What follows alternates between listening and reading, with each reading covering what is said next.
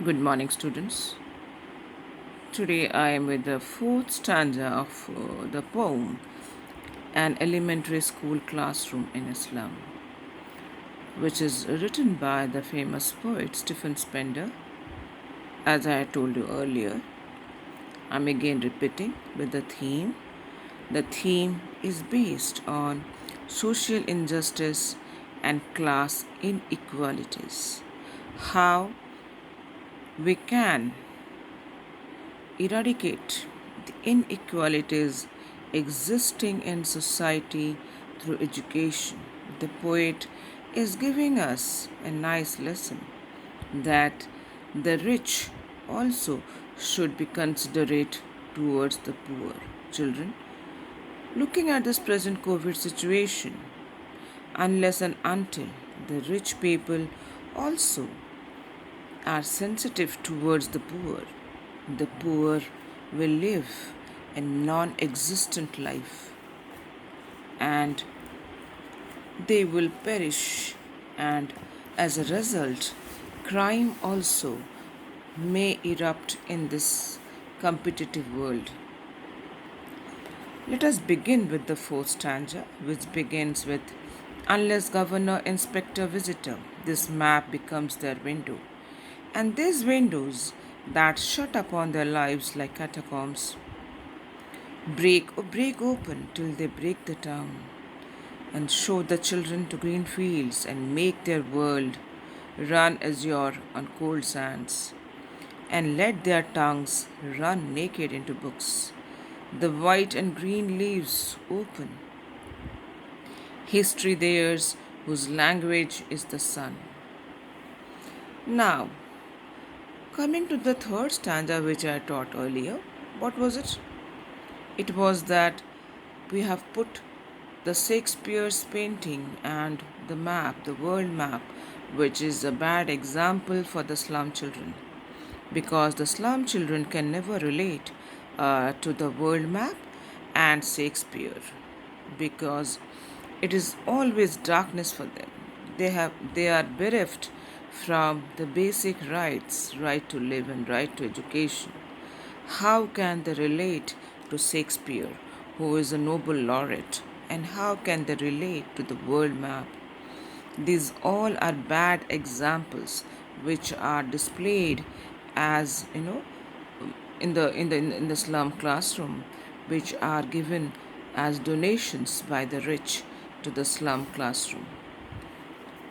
Now, in the fourth stanza, the poet is trying to request all of us that we must educate the slum child. Right?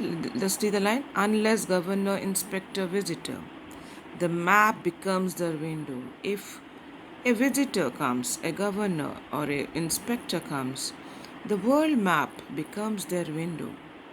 They can see or imagine the bright world outside. When these people come, they become hopeful.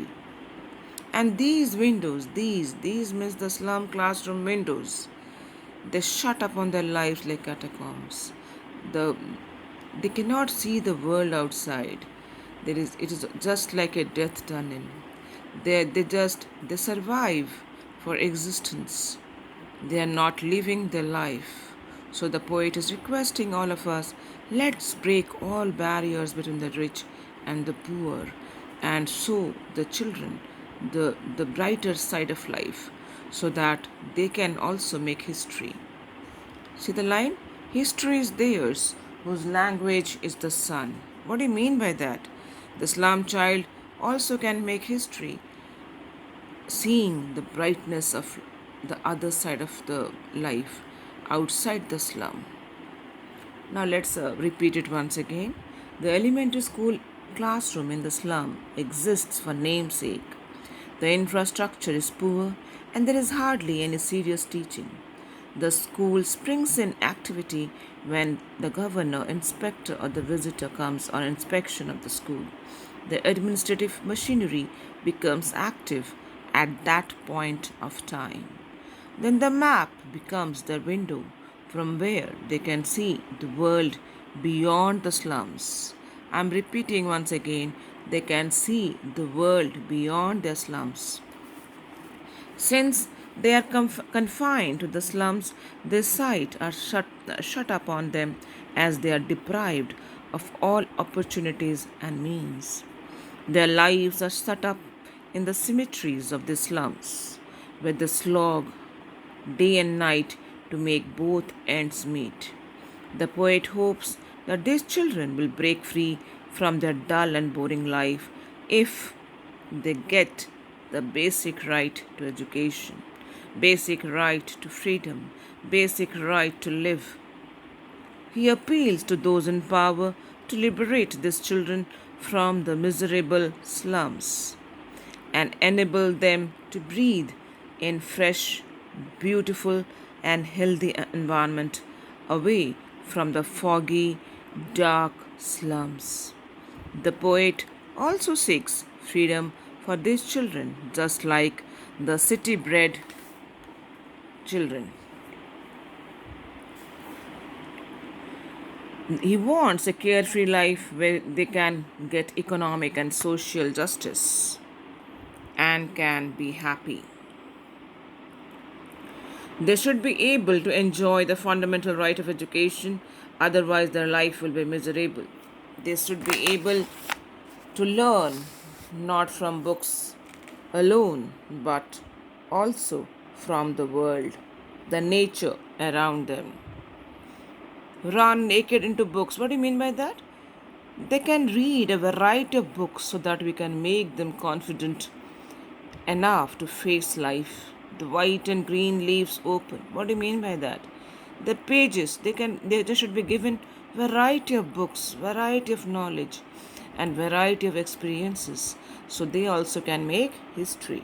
The poet is ending this particular poem on a positive note. He wants opportunities to be available to these children.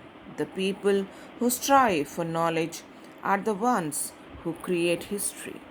See, there are a lot of examples being born and brought up in very modest situations, modest conditions. People have risen and made history. Take the case of Nelson Mandela or APJ Abdul Kalam, or for that matter, any other leader that you see who are quite inspiring. They have faced problems in their life, but they made history because of the right to education. The people who strive for knowledge are the ones who create history. The people